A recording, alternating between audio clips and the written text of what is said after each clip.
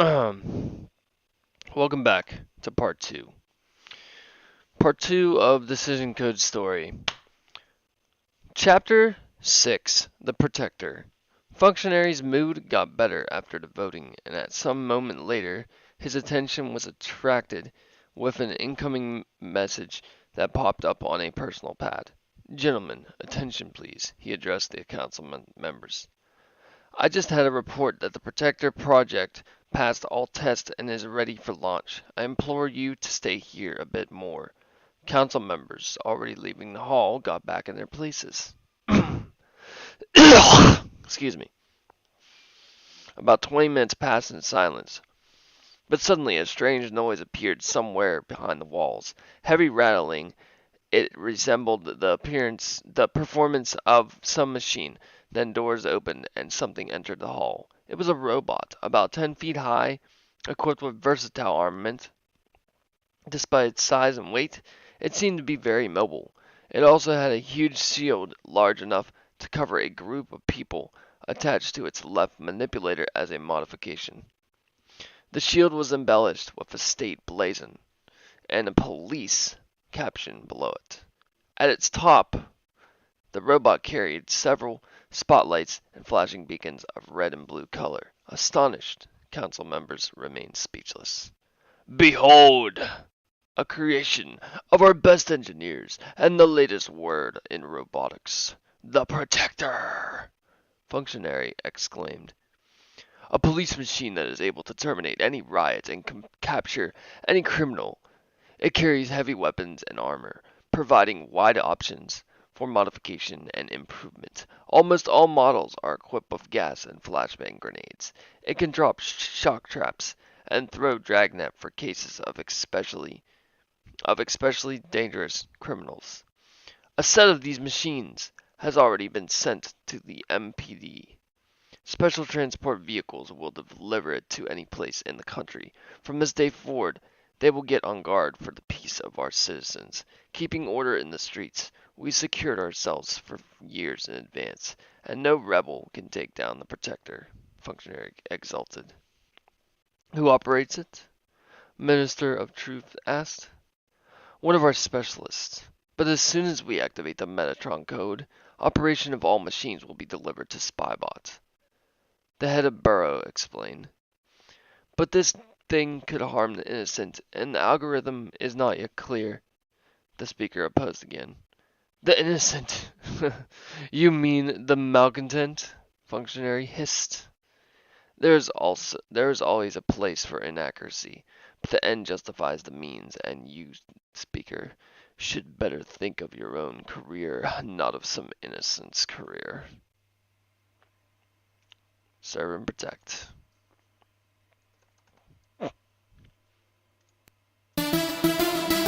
No, that was not it. Sorry.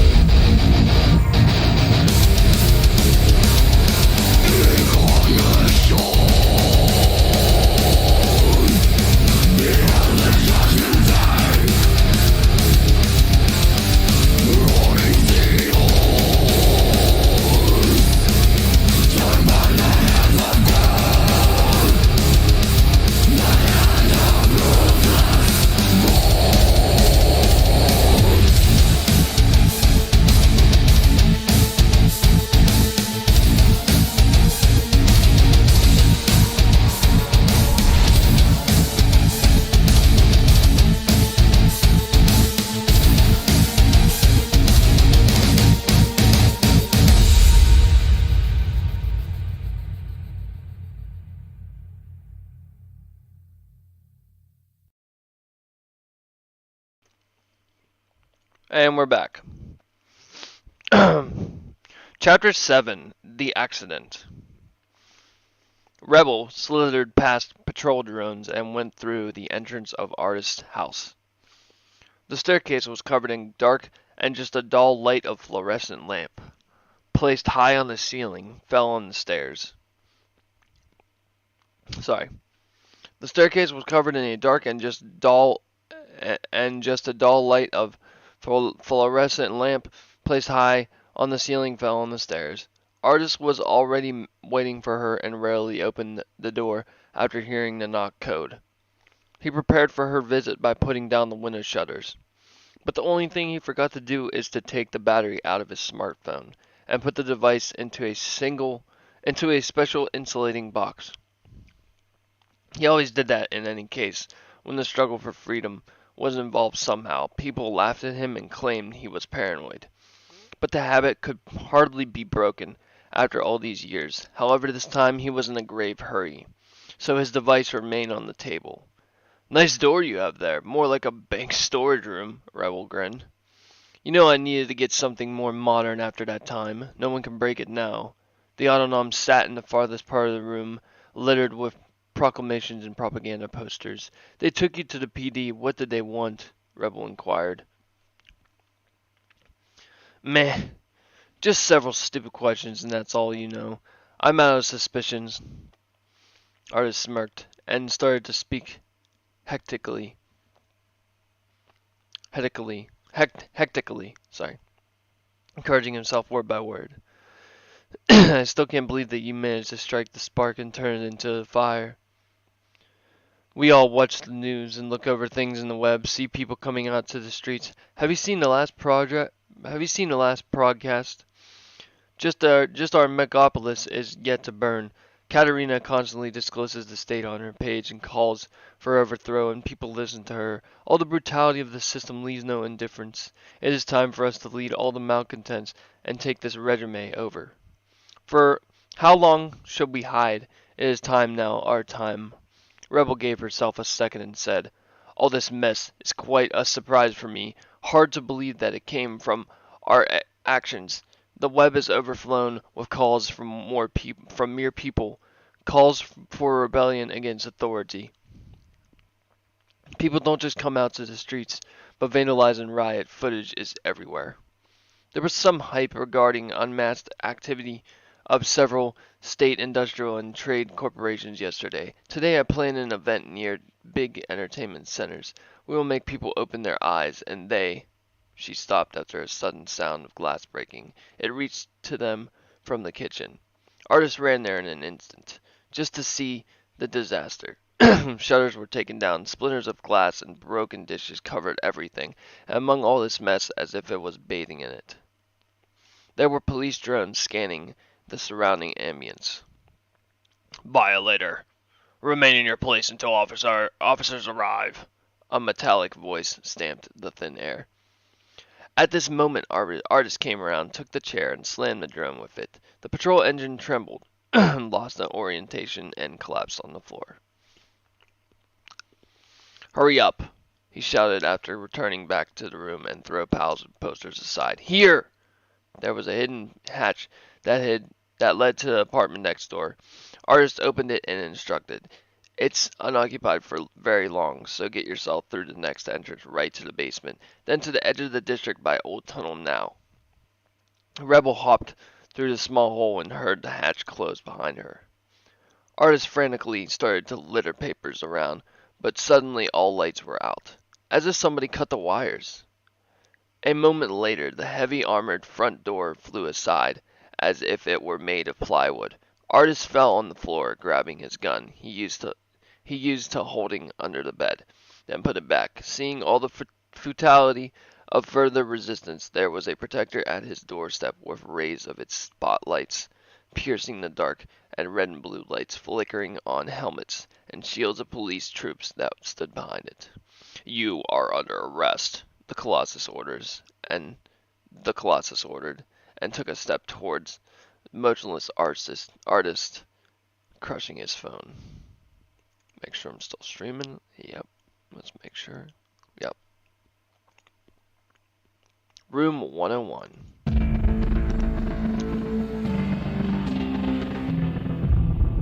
You're safer here than anyplace else.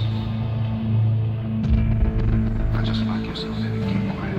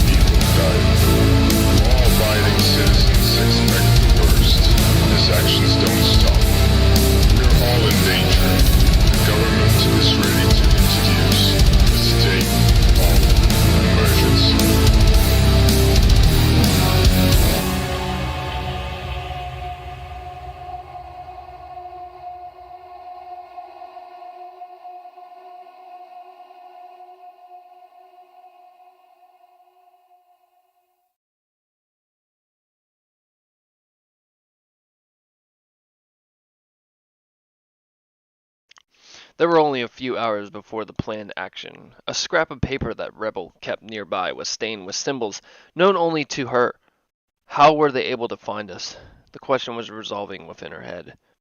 Artis was one of the most trustworthy allies, always out of the authorities' sight. Someone distracted her from her uneasy thoughts. It was the third operator from the factory who came to report about the hack of the TV broadcasting network. Happy new birthday, he uttered. I know about yesterday. Sorry for the artist. How could they find us? I know exactly, however, there is a story that I don't know exactly. However, there's a story that could be of great interest in his regards, so listen and chill. I heard this from one familiar autonom who used to work as a doctor in the psychiatric hospital in the city. He told me about an unusual patient. He claimed to be a creator of Spybot. Implausible. I know.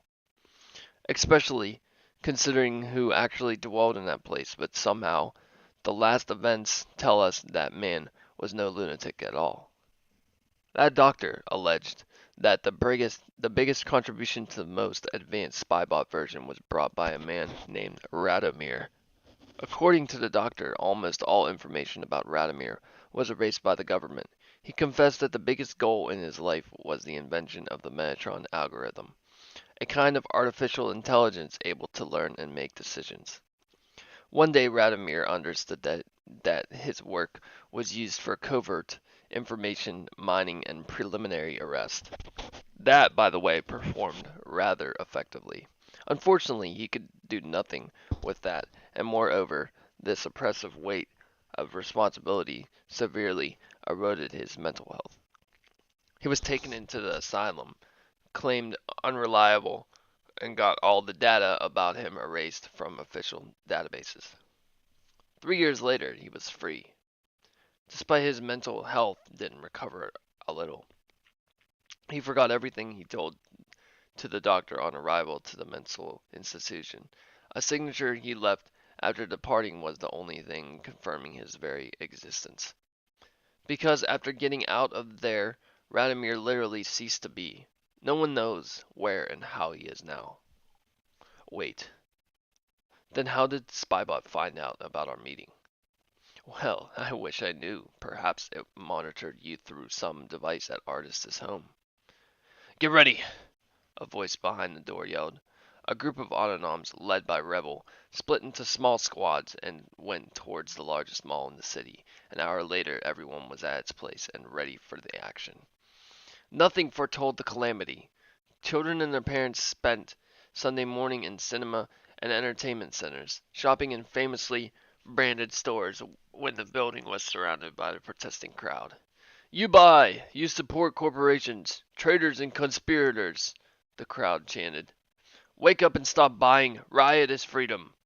This action, unlike previous ones, seemed rather aggressive and full of literal rampage. Events escalated so quickly that police forces didn't manage to come in time to oust the mutineers.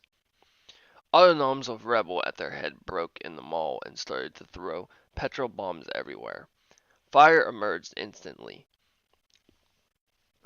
cutting all ways out and making whole families suffocate within the dying building. Subsequent police reports witnessed 584 dead.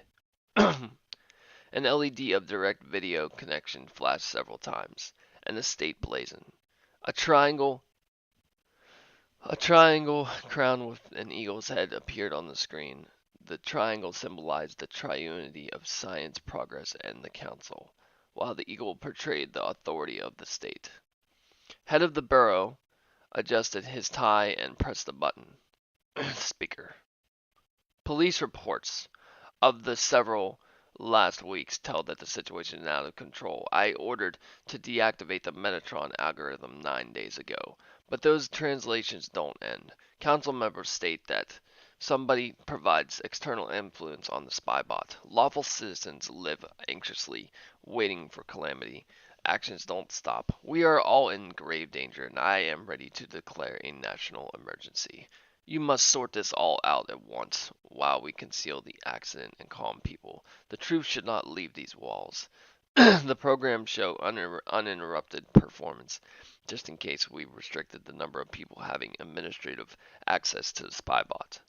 I promise you that we will handle this in no time. Moreover, we managed to trace down opposition leaders and soon they will be finished. Chapter 8. The Speaker. An outstanding man known as the Speaker, a diplomat and celebrity, was the very face of the government and represented it at many international committees and, of course, on national television. There were several versions of his official biography and almost an infinite multitude of publications regarding his personal achievements.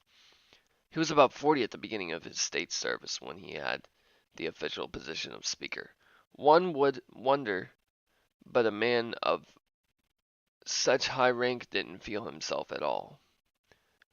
Having no choice of what to represent, tell, and do severely oppressed him and submerged him into a depression. Alcohol was intended to sort this out, but instead the situation got worse. Perhaps he was the only man at the top of authority who still possessed something of human qualities. Excuse me. It's a long one. Okay. Is the situation under control? Speaker asked, and took a small sip of whiskey. As much as possible. A face in spectacles and muttered from the other side of the screen. A call from the main office uninterrupted his rest after his morning performance, so the Speaker felt quite wrecked, and the hangover didn't make it any better. So what should I say? Speaker asked, raising his voice up to conceal his actual condition. The question is not about what you should say, but about what you may say, Speaker, functionary responded, calm and emotionless as he always was. It is your duty to make excuses.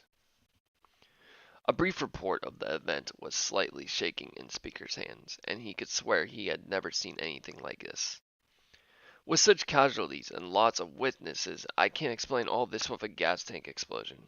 So tell them it was a terrorist attack. For instance, a toxic substance made people insane, claim the South or the East. Sorry, can't recall with whom we are in war now.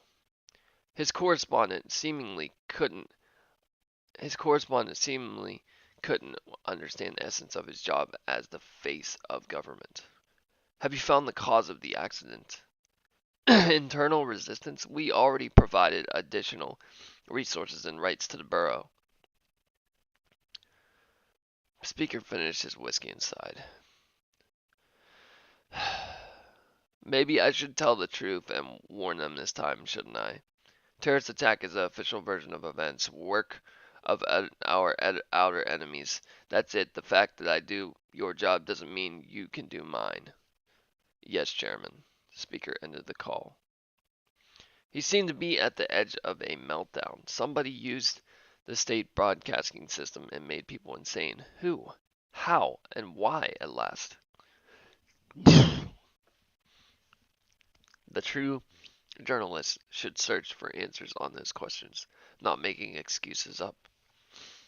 The true journalist, he uttered with a grave voice, then sat in contemplation for some time. What did people watch when the accident happened? Could the things they saw cause such anger and hatred? System Burrow servers access? Calling Burrow? The voice responded. Calling Burrow, the voice responded, then added, connection stable.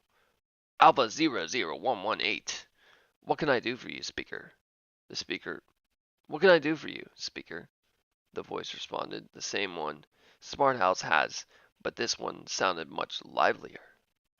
What do you have on the address of the accident? What happened? I have everything, Speaker. Describe recommendations. Citizens were watching shows that were recommended according to established course of development, Speaker. Bullshit. Years of providing public lies taught Speaker well to distinguish the truth from everything else. Can this machine use innuendos? And if so, when did it become possible? Alpha 00118, do you watch all the broadcasts?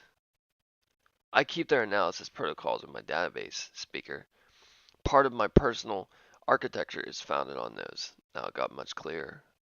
Did recommendations for the address of the accident differ from common? Yes, Speaker. What did they watch? An additional program pack. Each to his own, Speaker. What exactly was in that pack? an individual compilation of audio and visual images. Speaker. The aim of the aim of compilation? Extermination of the malcontents, Spybot replied, then suddenly added, this is the only way to bring society to the final harmony. Don't you agree, Speaker? The last question sounded like thunder in the room's silence, and Speaker felt a tickling, as if the space around him was filled with electric discharges. He pressed the button terminating the connection, then music played suddenly, and the screen portrayed the old circus show, where a sad clown in a a harlequin's costume tried to juggle, but clubs were falling on his head. Speaker clenched his teeth in pure rage. Just a clown? A thought sparked through his head. A fucking puppet? For all these years? String up, string down, then Speaker sits down. I'm sick of it! He tore away the microphone cable ineptly, tied a wry noose on its end, then laced it over the ceiling beam. For the first time in so many years, he felt no doubt. We're going to listen to Speechless and then take a break. Here we go.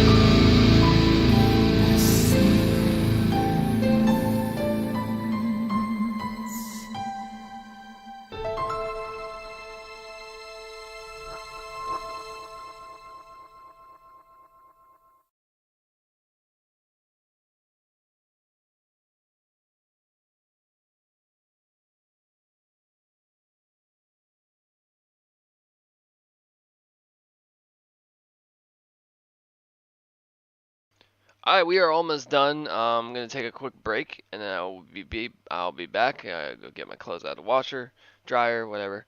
Um, and we will finish this off after when I get back. Enjoy the music.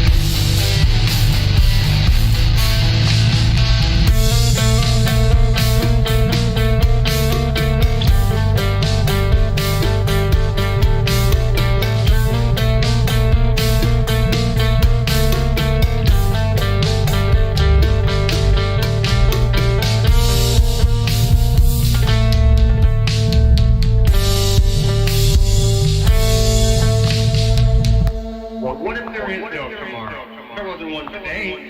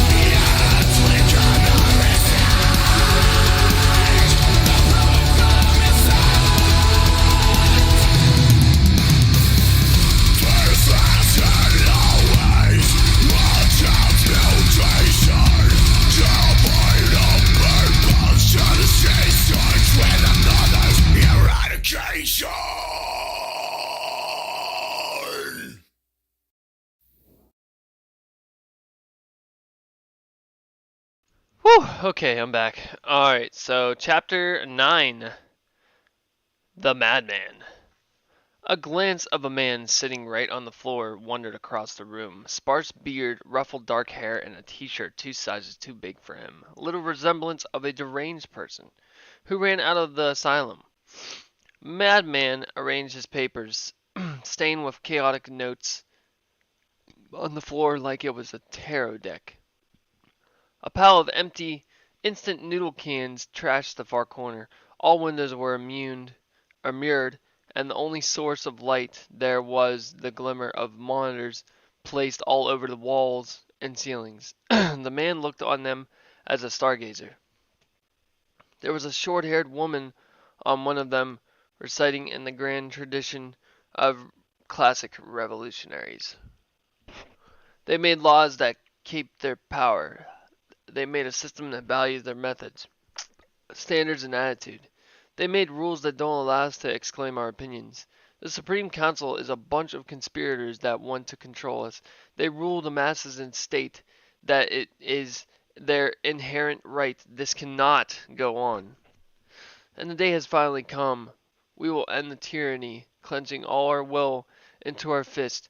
I call you all out to go into the streets against the authorities and show them all who wields the real power. Her eyes glowed with rage and hate. We will ignore those puppeteers no more. See you on the barricades. Madman winced and turned the sound off. Here we go again. Riots, actions, barricades, morons. You have no idea what you are calling for. Every single one of those seemingly non-provoked acts of violence matched the broadcast schedule, and each arrest took no longer than 15 minutes. Police squads were always aware of their destination and ready to act. Spybot didn't sit on its hands, speaking figuratively, of course, because statistical algorithm that evolved to Okay, because algorithm that evolved to an artificial intelligence system could have no hands. Only if these bastards didn't manage to build him a body. Madman took 2 pills out of the box and swallowed. This thought was too much crazy for him even. Spybot seemed to change his tactics. Instead of calming and comforting citizens with its recommendations, it started to provoke the malcontents to action, and as soon as they acted, the police or forces were ready to capture them. Not quite effective for it, though. Such purges brought relatively small statistical result. What weight have two or three dozens of captives among millions of megapolis citizens? According to our sources, speakers said from one of the screens, toxic substances cause seizures of anger and hysteria. Victims are transferred to special institutions where they get help. No casualties reported in other news. Pretty strange, though. This time, Speaker wasn't like himself. In the past, he gathered very high popularity as an anchorman of the caustic politics show. He mocked at our country so brightly and avoided this country so cunningly that he couldn't help being noticed by the Supreme Council. He didn't get lower from that time, so Madman even started to feel respect for him, in some extent. Where did all his artistic manner and causticity go? One gesture and all the screens turned black except one. Another one, and Speaker's broadcast was on repeat.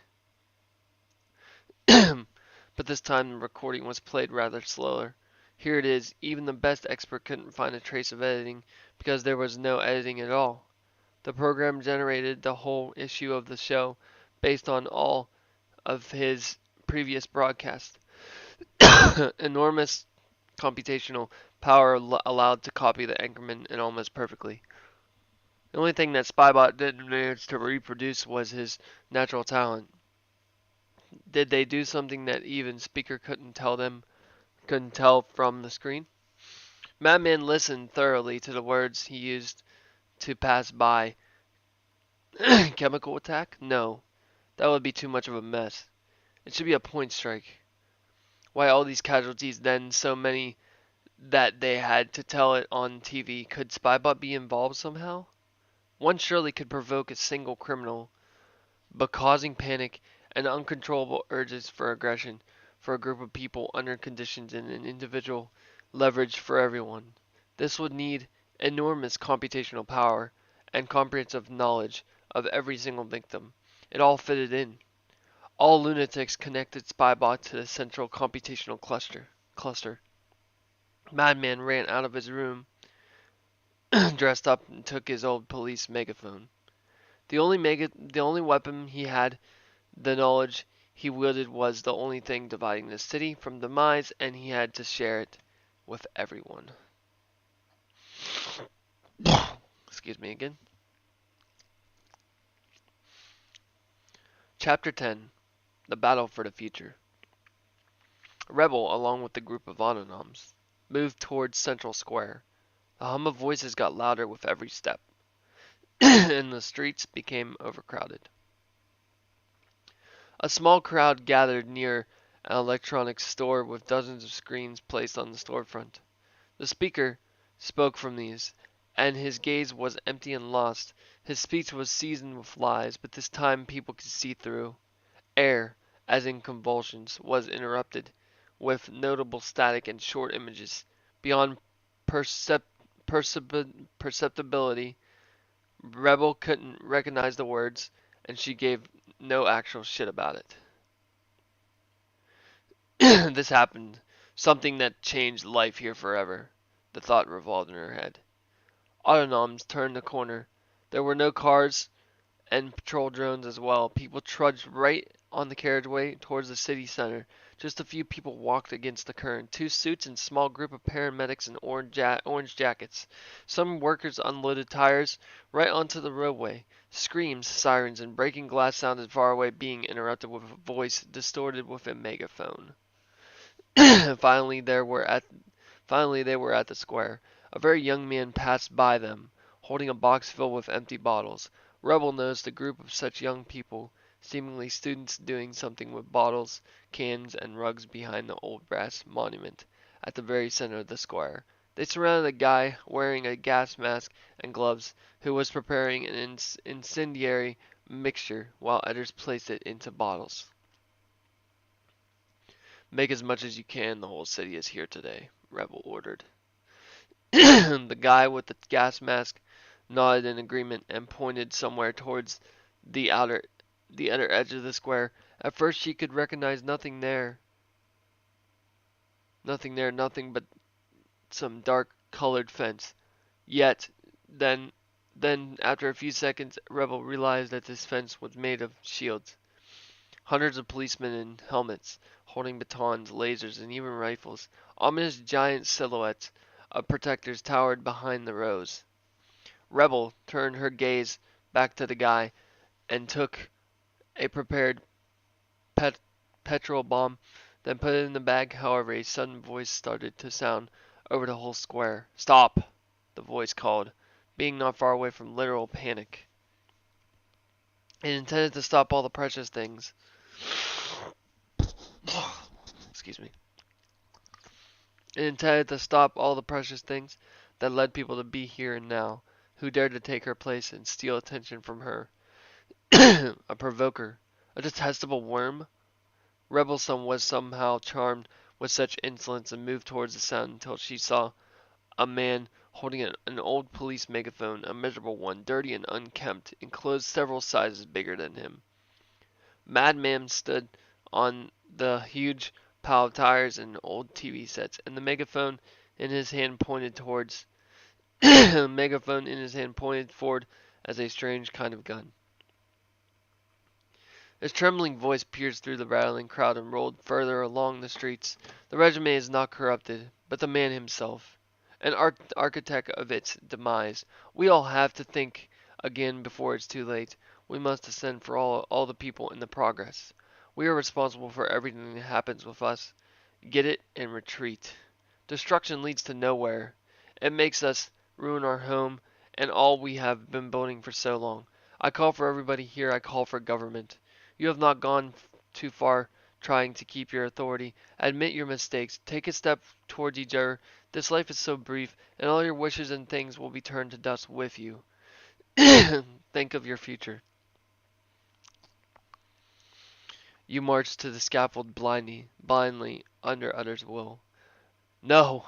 Now we choose our own path, Rebel shouted.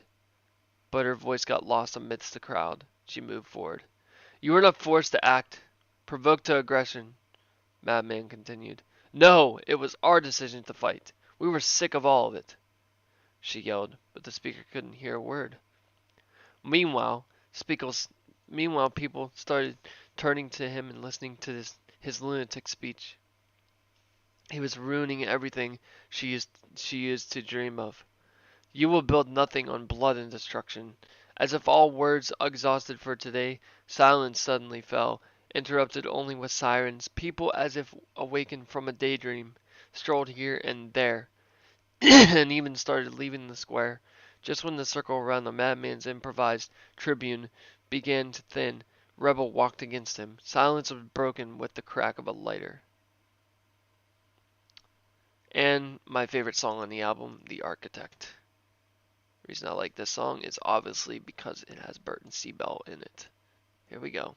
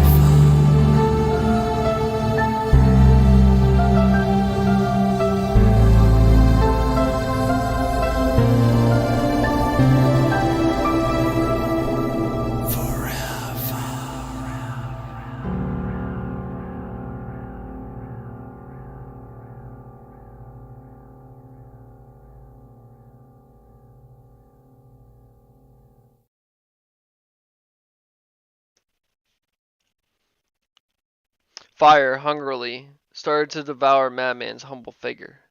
The adult man turned to distorted embers within less than a minute, while he managed to only shout, "My name is Radomir." Police perceived this. Police perceived this that as a call to action and waved towards the crowd. Mutineers, along with Rebel, responded with stones and petrol bombs. Several assault squads moved forward, covered with shields that protectors held. Officers got a strict order to take the riot leaders down, having their faces known to every single cop. The square and adjacent streets were engulfed with turmoil and panic. People flounced and ran back and forth, but every single way of retreat was blocked. Police used gas, shockers, and flashbang grenades.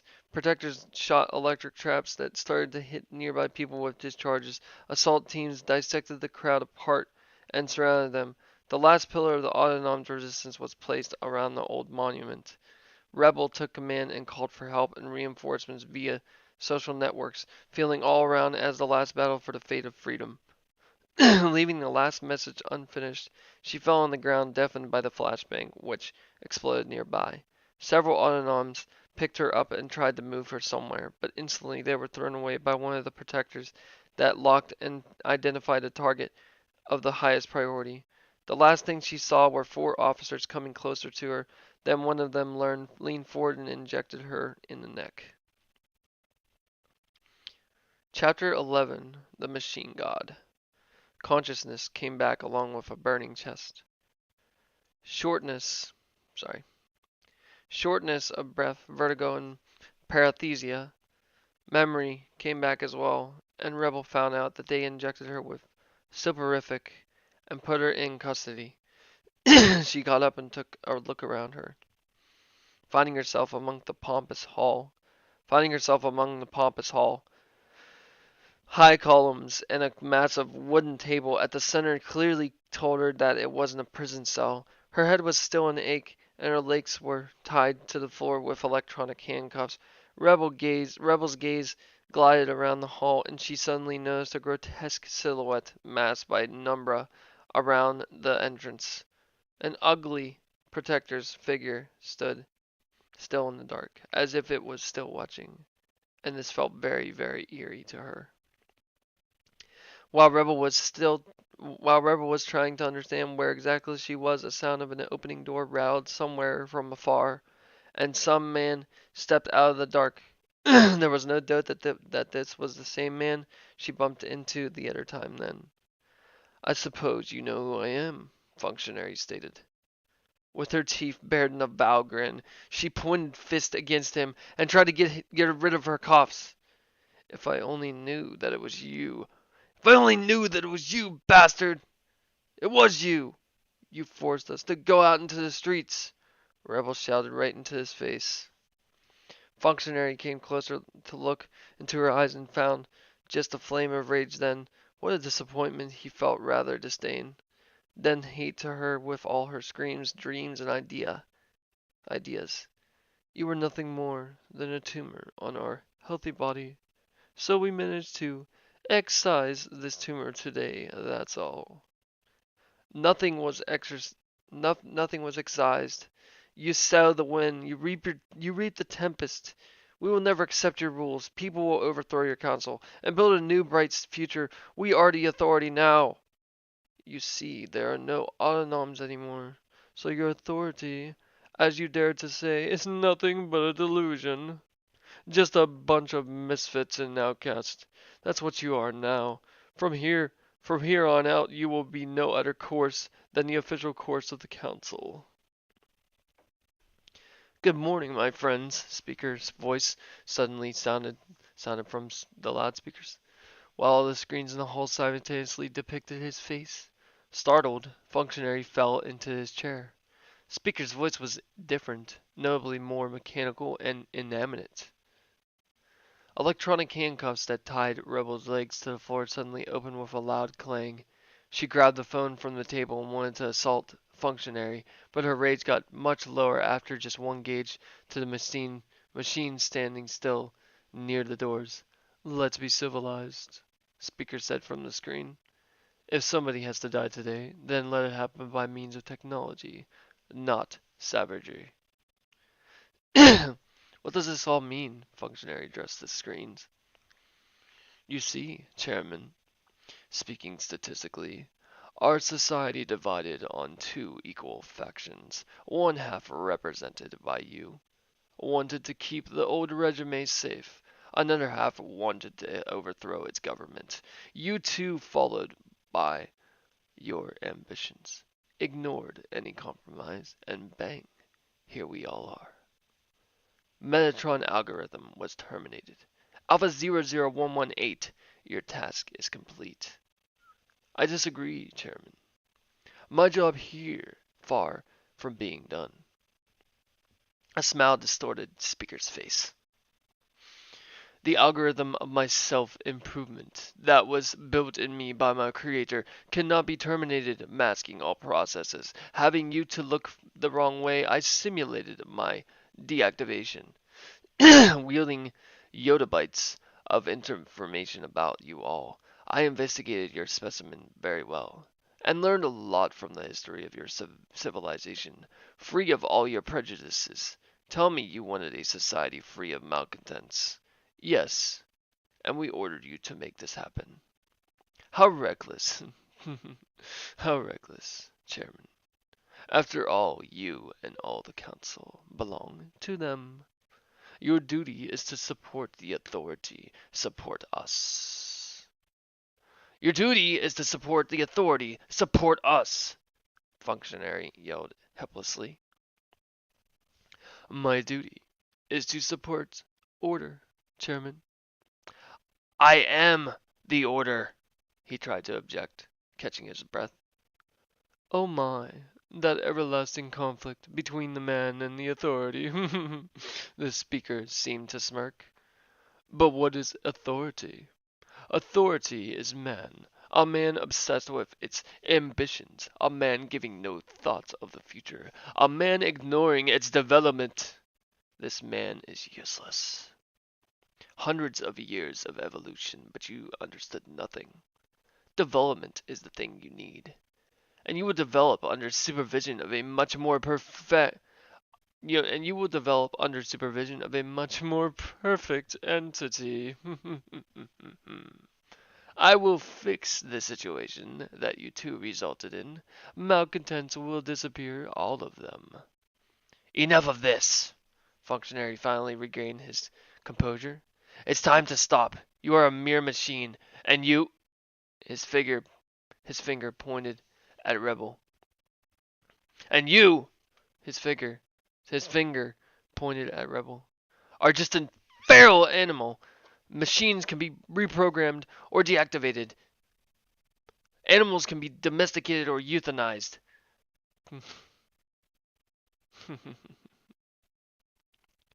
Can't you see, Chairman? Even now you are not consent.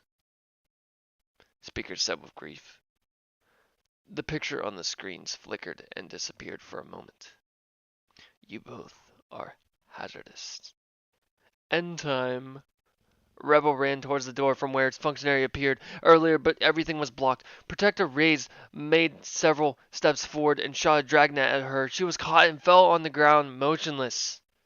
In this hall flooded with number spotlights, the colossal machine looked just heavenly. A shining pillar fell down as if it intended to incinerate two sinners, downtrodden in deep atonement. Let's be civilized, the voice repeated. Functionary broke into a sweat in a revelation of what was about to come. Rebel tried to get out of the dragnet, swearing with all the names under the sun, but it was to no avail. Protector took another step towards them and raised his manipulators so they would resemble excavator buckets, and the functionary felt the coldness of steel on his shoulders. His feet left the ground and his whole body was waving in the air. Be civilized. Sounded from somewhere, and with one long and unexpected smooth movement, Protector grabbed Rebel, lifted her off the floor, and crushed her head to pieces. Its contents sprayed all over the administrator's expensive suit with a nauseous crackle. Functionary panicked. He writhed with a snake and somehow managed to slip out of his jacket that remained in the robot's claw. He rushed towards the security control board, hopping over chairs and a table, in a desperate hope of escape, and almost succeeded, but fell down in convulsions. Shock trap was one of the protector's features he was so proud of. Protector reached him, grabbed his neck, and squeezed the claw.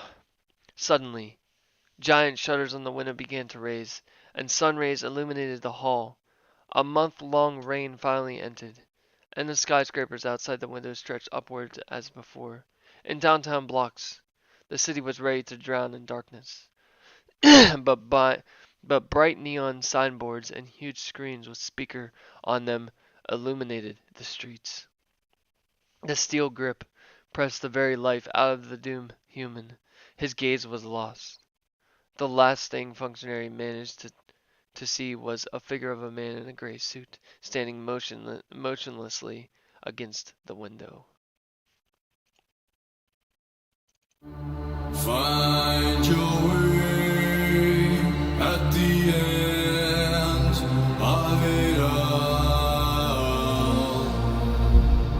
No escape, make a choice. Maybe a tomorrow.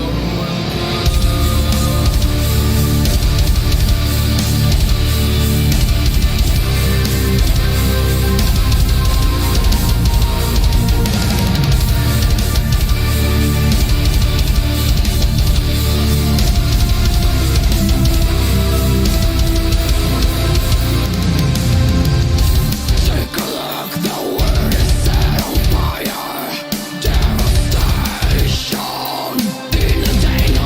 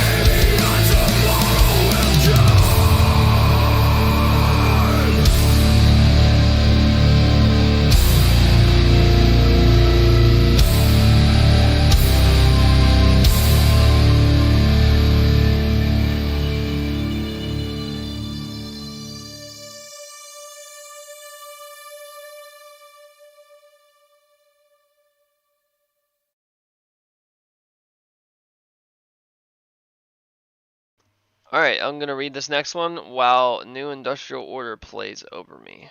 One sec.